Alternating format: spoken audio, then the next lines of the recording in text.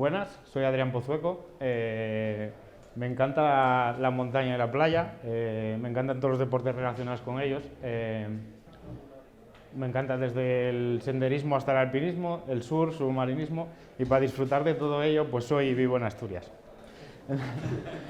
Me encanta viajar, conocer distintos países, distintas culturas, distintas formas de hacer las cosas, y me encanta probar sobre todo. Podéis encontrarme en Twitter y en LinkedIn, que son las redes sociales que más utilizo. Sentidos libres de contactar conmigo sobre cualquier pregunta de la charla o cualquier pregunta de tecnología. Siempre estoy abierto a discutir y a hablar de tecnología. En lo profesional llevo como más de 20 años trabajando en esto del software, casi siempre en startup, por lo que podéis imaginar que me ha tocado prácticamente tocar de todo, ser hombre orquesta por todos lados. En los últimos 6 años trabajo en Ryanair y hoy estoy aquí para contaros un poco de Ryanair y de cómo utilizamos la tecnología serverless y cómo nos ayuda en nuestro día a día.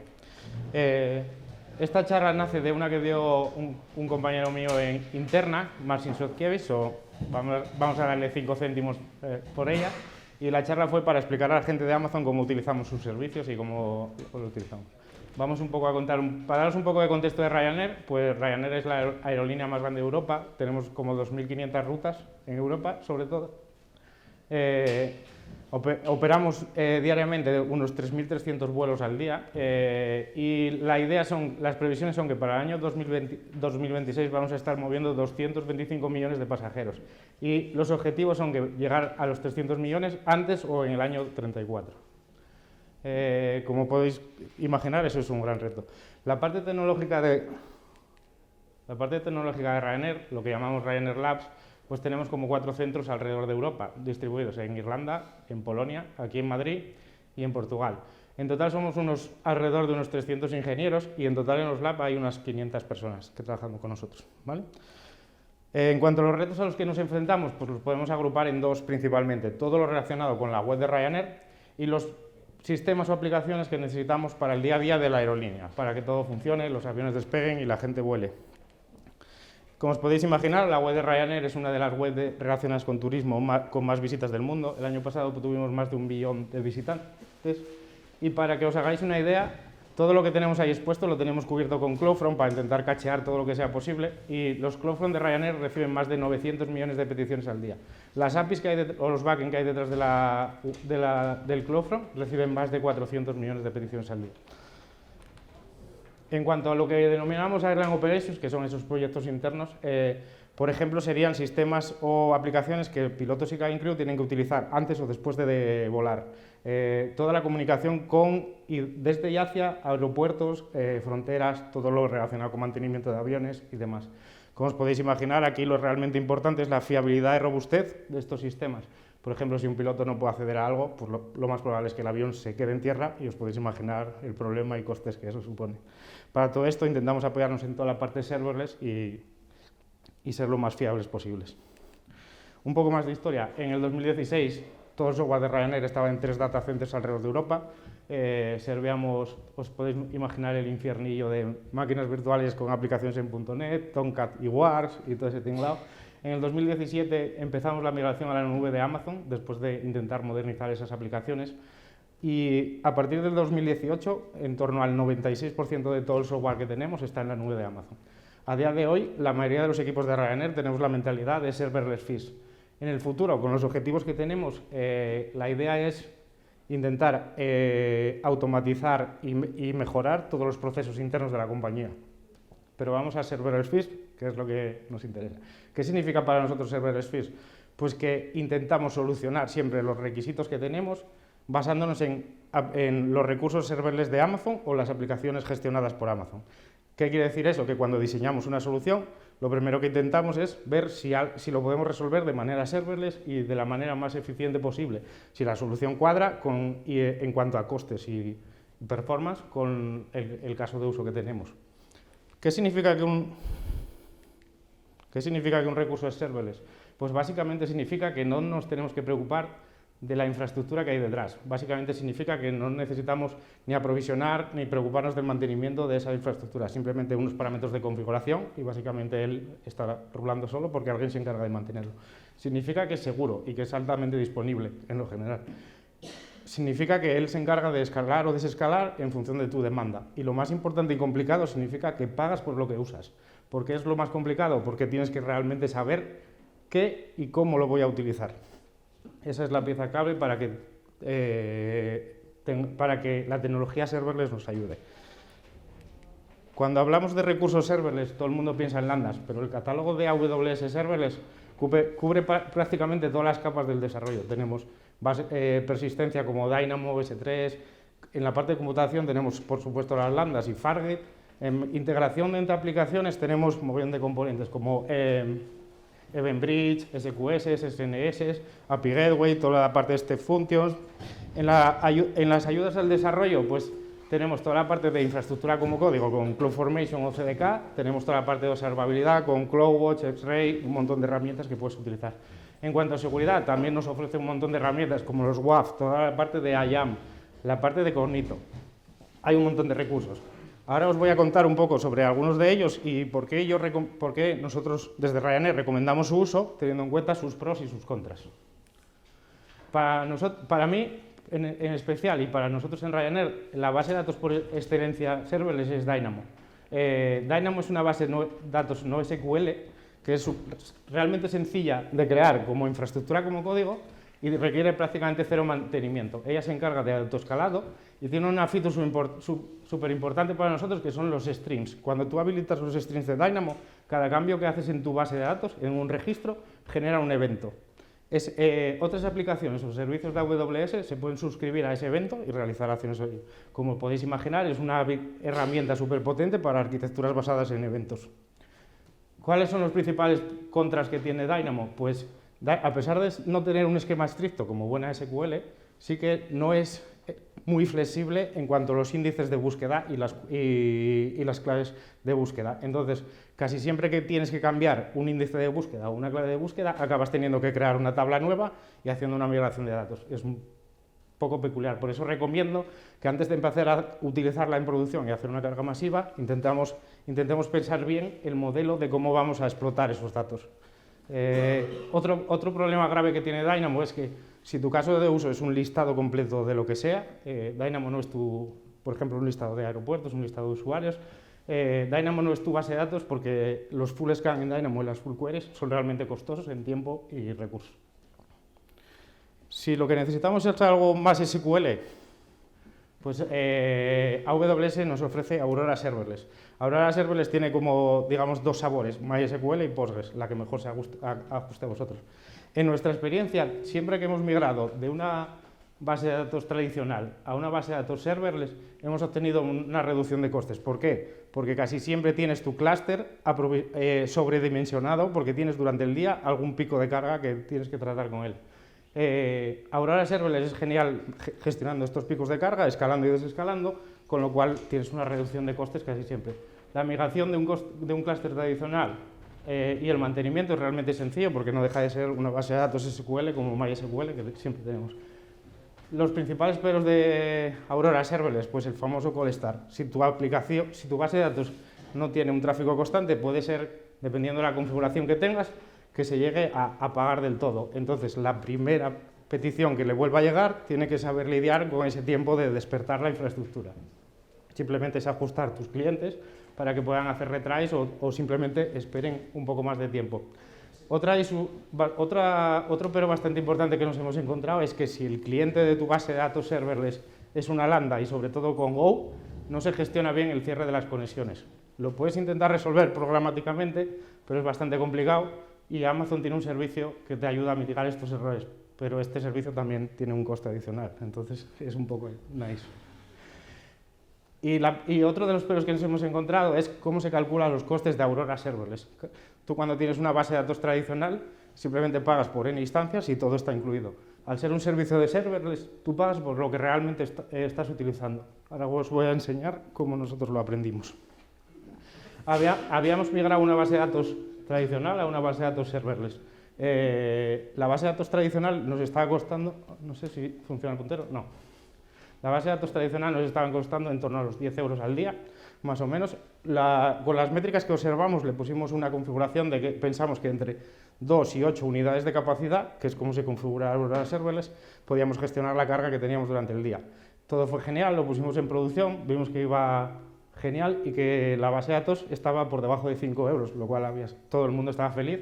Tras unos cuantos días en producción nos dimos cuenta de que la mayoría del día no estábamos utilizando 2 unidades de capacidad. Podíamos intentar rascar unos eurillos más y ponerle una unidad y ver qué pasaba. El día que lo desplegamos ya vimos algo raro, pero el primer día completo que estuvo corriendo con la nueva configuración, el precio se fue por las nubes. Nos costaba más del triple de lo que estábamos ahorrando. ¿Y cómo podía ser? Si habíamos puesto menos capacidad, deberíamos ahorrar pasta. Fuimos al Cost Explorer, que es la herramienta de Amazon para ver qué estaba pasando, empezamos a ver métricas, el uso de la aplicación y la base de datos era lo mismo. Entonces empezamos a indagar en la documentación de Aurora Serverless. Llegamos a la conclusión de que lo que estaba pasando era que por cada unidad de capacidad que tú le das a Aurora Serverless, Amazon te reserva una cantidad de memoria RAM. Y por los datos que teníamos y las queries que hacíamos en nuestra base de datos, los 2 gigas que nos daba para una unidad de capacidad no eran suficientes para cachear en memoria lo que estaba sirviendo y estábamos yendo todo el rato a escribir al disco. Por eso el coste de ello era lo que nos estaba friendo. Tuvimos que hacer el rollback de la solución a la configuración anterior y quedarnos con nuestros 5 euritos de base de datos. Otra base de datos muy interesante que tiene Amazon y que es serverless es QLDB. Es una base de datos que tiene un nombre impronunciable, las siglas son QLDB, y básicamente la característica que tiene, me lo tengo que leer porque es difícil de decir, es una base de datos documental cuya característica principal es el registro de las transacciones inmutable y verificable criptográficamente. ¿Qué quiere decir eso? Pues que hace algo similar a blockchain. Cuando tú grabas un registro, o cada cambio que haces sobre un registro genera una cadena inmutable y verificable criptográficamente, lo que te asegura la inmutabilidad de esos datos. Para nosotros es un caso de uso, tenemos varios casos de uso en los que puede cuadrar, pero sobre todo lo estamos utilizando en el libro de mantenimiento de los aviones, para asegurarnos de que toda esa información que grabamos ahí nunca ha sido modificada después de hacerlo la aplicación. Como todos los servicios serverless se encargan del escalado y gestiona genial los picos de trabajo, también tiene la feature de los strings, para si lo quieres utilizar en arquitecturas basadas en eventos, y tiene el acceso de los datos y la escritura de los datos utiliza un lenguaje que se llama PartiQL, que es similar a SQL, por lo que es relativamente sencillo hacer migraciones de datos o grabar o acceder a los datos. Los peros que le vemos, nosotros venimos de Dynamo y manejamos todo como infraestructura, como código, y la creación de las tablas en QLDB es un poco como la manera SQL, tienes que hacer algo programático que genere tu esquema y modifiques eso. Y el principal problema que tiene es que no tiene soporte multiregión. Si quieres tener disaster recovery o algo en multiregión, te tienes que picar algo custom que haga la replicación de las distintas bases. Ok, otra herramienta súper potente que utilizamos es Cognito. Cognito es un sistema de gestión de usuarios, te permite toda la gestión del usuario, desde la creación de la cuenta, contraseñas, modificar contraseñas, comunicación directa con el usuario a través de email o SMS. Una característica súper potente de Cognito es que solo pagas por usuarios activos. Cognito se integra perfectamente con un montón de servicios de Amazon, con lo que es fácilmente integrable, pero también con servicios externos a través de 2 protocolos bastante estándar, como son OAuth y OpenID. Cognito también puede federar, si tienes tus usuarios en otro Identity Provider, tiene la capacidad de federarlos. Es un sistema súper potente para la gestión de usuarios y requiere prácticamente 0 mantenimiento. Las principales pegas que tiene: no implementa SAML. Si tienes una integración con un tercero que tiene que ser a través de SAML, te tienes que aplicar tú algo custom que envuelva Cognito y te los ponga con el protocolo SAML. Y os voy a contar algo curioso que nos pasó con Cognito. Estuvimos hasta evaluando quitar Cognito de todos nuestros sistemas porque nos estaba pareciendo súper cara la solución.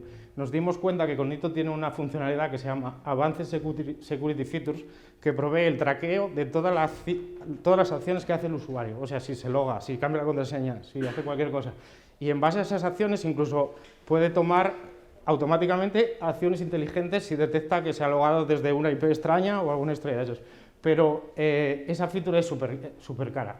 Para que os hagáis una idea, nosotros hacer un reseteo masivo de contraseñas, que una vez al año forzamos a todos los usuarios de Ireland Operations a cambiar la contraseña, nos costaba en torno a 3.000 euros, una cosa así. Era una feature súper cara, Y nos dimos cuenta que, yendo al Course Explorer y a la utilidad, que el precio era por esta feature en concreto, desactivamos eso y el pool de usuarios de Iron Operations, que estamos en torno a unos 40.000 usuarios, tiene prácticamente coste cero porque entra dentro de la capa gratuita de Amazon de Cognito. O sea que es un servicio súper potente para utilizar. Vamos a ir a la chicha, donde ponemos nuestro código cuando desplegamos aplicaciones.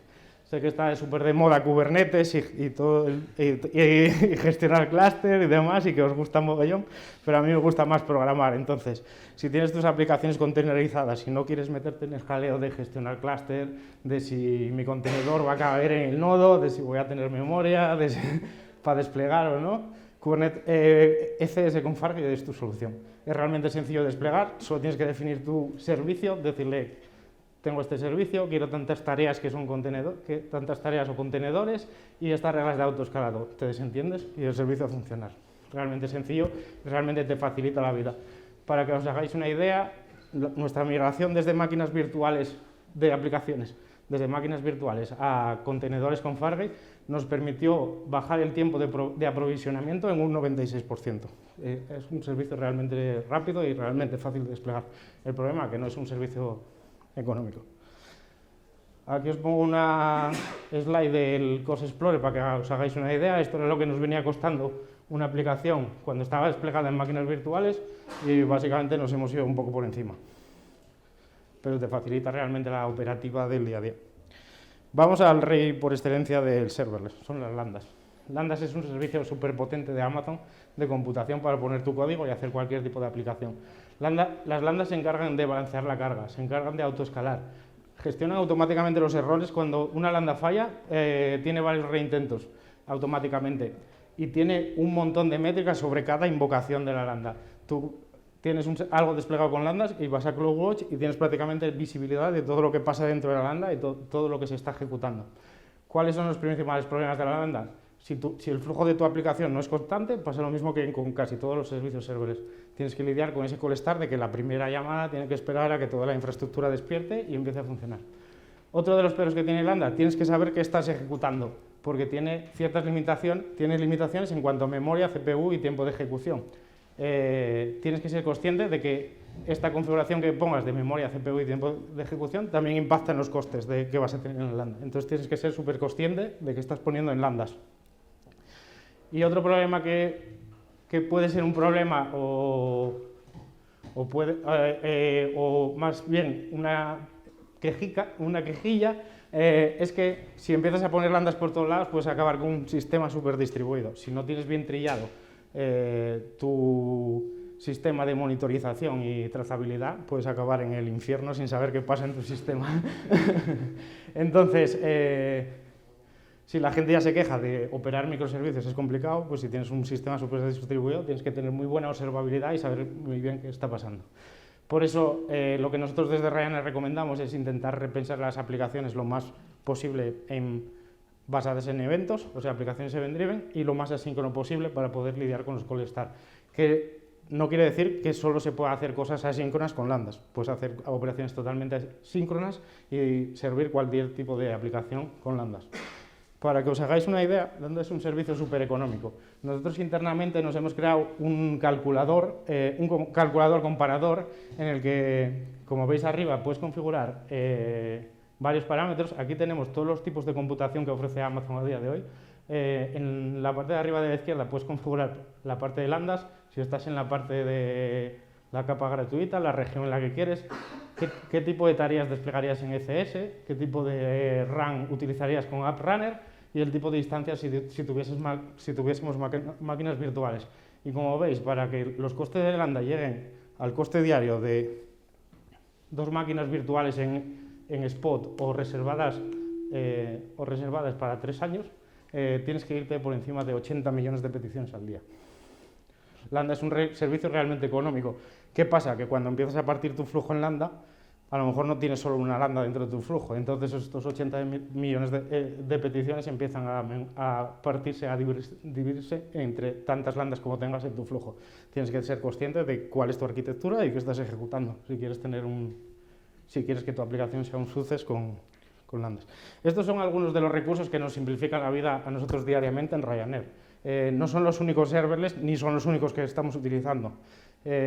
Podría extenderme hablando de recursos todo el rato, pero os voy a aterrizar en algunos casos de uso de cómo realmente utilizamos la tecnología serverless.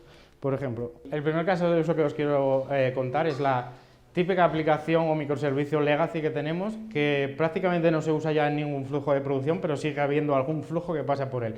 Nosotros, por ejemplo, teníamos una aplicación Java que tenía picos máximos en producción de 70 requests por minuto. Eso era cuando más tráfico tenía al día, tenía 70 requests por minuto. Estaba desplegada en un contenedor y como podéis ver, nos estaba costando en torno a entre 80 y 90 dólares al mes. Lo que hicimos fue prácticamente la misma aplicación Java, lo único que hicimos fue compilarla con GraalVM, empaquetarla y desplegarla dentro de una lambda y como podéis ver, la reducción de costes son asombrosos. Pasamos de entre 80 y 90 dólares al mes a alrededor de 8. Como veis, ¿esto se puede hacer con todas las aplicaciones? Pues depende un poco del volumen y el tráfico y tenéis que ver en el Course Explorer si realmente tú lo puedes desplegar en serverless o te tiene cuenta desplegar en serverless. Realmente a nosotros con prácticamente cero cambios en la aplicación, simplemente con un cambio de un poco de tocar cómo se despliega la infraestructura, conseguimos un ahorro realmente significativo. Otro caso de uso que es una arquitectura realmente inteligente es como nuestros compis de frontend sirven todas las aplicaciones web en Ryanair. Todas las aplicaciones web de Ryanair están basadas en single page application, en una o varias single page application en Angular. Lo que hacen nuestros compis de frontend, suben su código a S3 y a través de CloudFront se lo sirven al usuario final. A través de las features de CloudFront y una aplicación externa que se llama LaunchDarkly, somos capaces de servir distintas versiones del frontend a la vez, lo que nos permite hacer feature flag y canary releases. Somos capaces de hacer segmentación del contenido web que servimos por mercados, por país, incluso por el usuario que está logado. Otro caso de uso, quedaros con esta arquitectura porque es realmente interesante y ahora os voy a contar cuál fue la evolución después de eso. Otro caso de uso es la típica API serverless. Cuando te empiezan a contar, sobre todo desde Amazon, los casos de uso y montar una API serverless, siempre te empiezan a hablar de API Gateway y lambdas por detrás y demás. Pero puedes montar una API serverless totalmente funcional sin tener ni un API Gateway ni ninguna lambda por detrás. Nosotros partíamos de una aplicación monolito en el que tenía endpoints de administración, en el que se gestionaba el contenido, y endpoints de servir datos al usuario final de la web. Lo primero que hicimos, y el requisito que teníamos, era que necesitábamos escalar el contenido para poder servirlo a la web. Y no queríamos meternos en el jaleo de tener 800 instancias también para la parte de back office, digamos. Lo primero que hicimos fue intentar partir la aplicación usando el patrón CQRS, separamos la parte de grabar de la parte de query y básicamente introducimos un Redis para que la parte de query, la respuesta fuese súper rápida. Como en todas las aplicaciones web de Ryanair, tenemos un CloudFront por delante para intentar cachear las peticiones más comunes y demás. Esto resolvía nuestros requisitos, pero seguía siendo una solución relativamente cara, porque terminábamos teniendo un montón de instancias levantadas, un montón de nodos de la parte de query levantados y seguía teniendo un gran coste. ¿Qué hicimos? Pues pensando en la solución de nuestros compis de frontend, lo que se nos ocurrió es, ¿por qué no intentamos hacer lo mismo? Y hicimos una prueba de concepto que salió súper bien. Gracias a que teníamos el Redis y sabíamos que la cardinalidad de las respuestas de nuestra API era realmente limitada, estamos en torno a 50 o 60.000 respuestas diferentes, lo que hicimos fue, y era algo asumible, precalculable, lo que hicimos fue, la parte de command la dejamos igual y cada vez que se ejecuta un cambio en la parte de command, lo que hace es lanzar una lambda que precalcula todos los JSON de las respuestas válidas y los carga en un S3. Invalida la caché de CloudFront y servimos esa API serverless solo con un bucket de S3 y CloudFront. Es una solución que nos permitió reducir costes en esa operativa, que nos permite escalar y no tener ninguna dependencia que dependa del volumen de tráfico con los usuarios de la web y una solución realmente inteligente. ¿Sirve para cualquier API REST? No, sirve para una API REST que tengamos controlado, que sean gets y que tengamos controlado la cardinalidad de las respuestas. O sea, que tengamos más o menos controlado qué es lo que pasa ahí. Para que os hagáis una idea del ahorro de costes, aquí no tenemos cifras porque no os queremos asustar, pero, pero os podéis hacer una idea del ahorro de los costes. Básicamente, para recapitular o como sumario, las arquitecturas serverless cuadran perfectamente con arquitecturas basadas en eventos y todo lo que sea síncrono, pero no solo se pueden utilizar para eso, se puede resolver totalmente sistemas síncronos y prácticamente cualquier software que queramos poner se puede hacer mediante arquitecturas serverless. Tenemos que tener muy claro que pay for use es pago por lo que uso, pero tengo que tener muy claro qué es lo que voy a usar y cómo lo voy a usar y cómo se calculan los costes del recurso que voy a utilizar.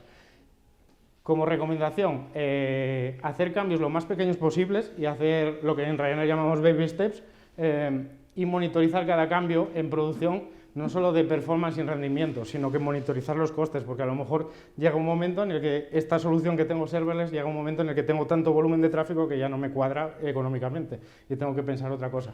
Por lo tanto, cuando diseñemos nuestras soluciones, intentar pensar en soluciones lo más flexibles posibles.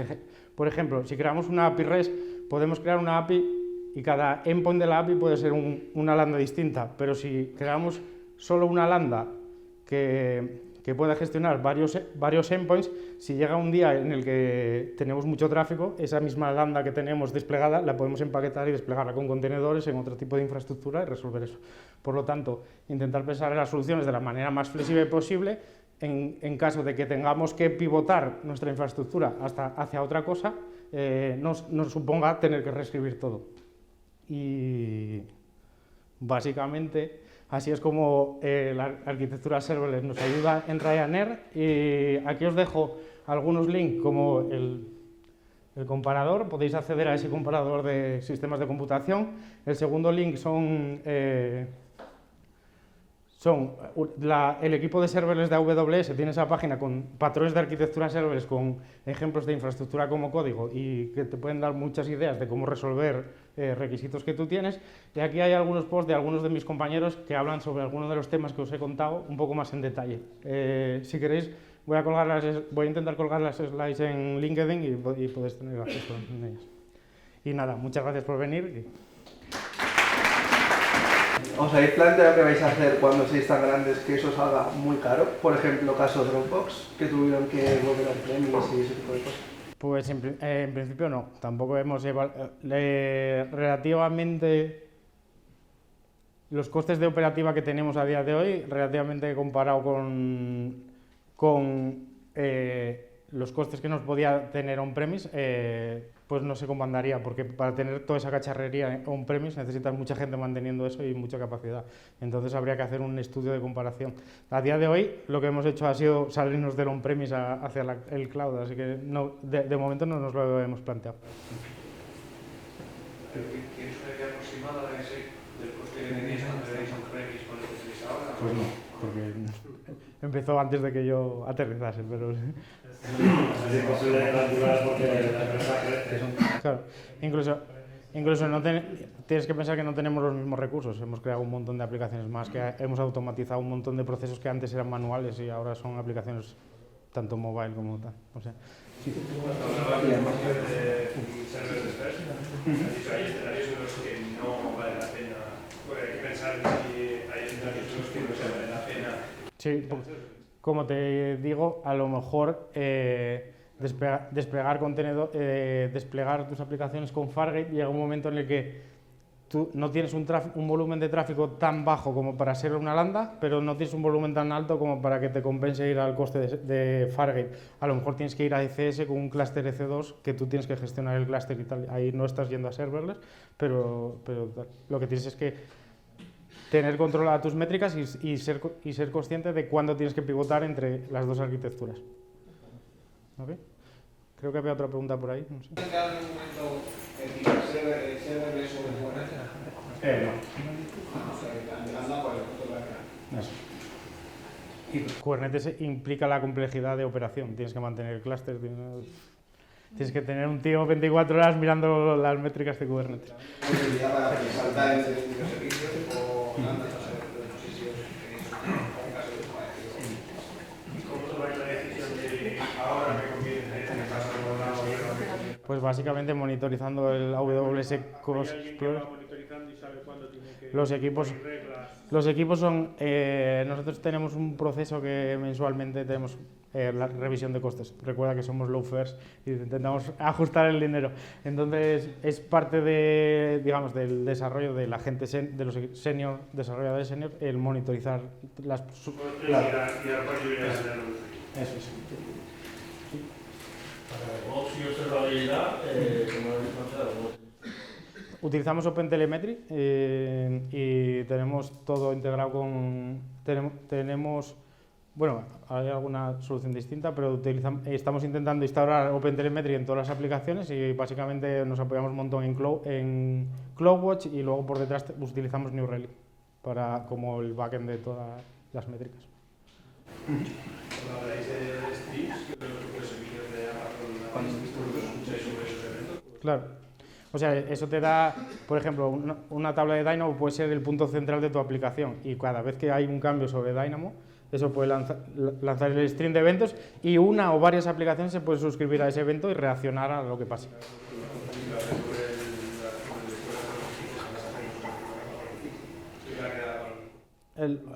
Depende. Entiendo que estáis completamente ocupados con AWS y cómo fue el proceso de ir hacia ellos y no a otros cloud providers. Pues como os conté un poco en la historia, cuando empezaron, allá por el año 2017, evaluaron los cloud providers que había en la época. Desde Dublín, desde Irlanda, llegaron a un buen acuerdo con Amazon y tuvimos mucho soporte desde Amazon a cómo hacer esa primera migración de lo que teníamos en los data centers a su lado. ¿Sí? ¿Utilizáis funciones de CloudFront o Lambda Edge para la aplicación? Sí. ¿Cuál sería el caso de uso? Por ejemplo, creo